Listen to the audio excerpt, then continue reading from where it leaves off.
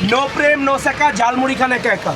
No প্রেম no সেকা ঝালমুড়ি খান একা একা। এটা 6 বছর আগে থেকে আমার ডায়লগ। মজা।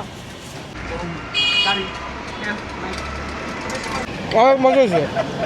এই যে দেখেন আমি মুড়ি খাচ্ছি, এটা হচ্ছে আপনার ভাইরাল সেই মুড়ি মামার দোকান, যেখানে নারায়ণগঞ্জের অনেক বড় বড় কন্টেন্ট ক্রিয়েটর আর বাংলাদেশের বিখ্যাত রাফসানদার ছোটো ভাই সেও এখানে আসছে এই মুড়ি মামার কাছে মুড়ি খেতে।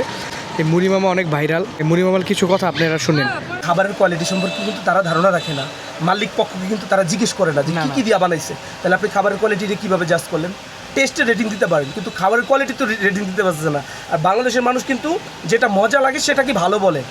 আসলে মজা লাগাটা ভালো লাগাটা কিন্তু এক না, কোয়ালিটির উপর ডিপেন্ড করে। ভালো মজা যে কোনো জিনিসই লাগতে পারে। লোকেশনটা হচ্ছে এই যে দোকানটা, আর চাষারা থেকে অক্টোফিস আসার যে রাস্তাটা, ঠিক অক্টোফিস আসার পরে ওই যে ওই ডান সাইডের গলিটা দিয়ে ওসমানী স্টেডিয়ামের মেইন গেটে যাওয়া যায়, ঠিক ওই গলির রাস্তার অপোজিটে। আর হচ্ছে এই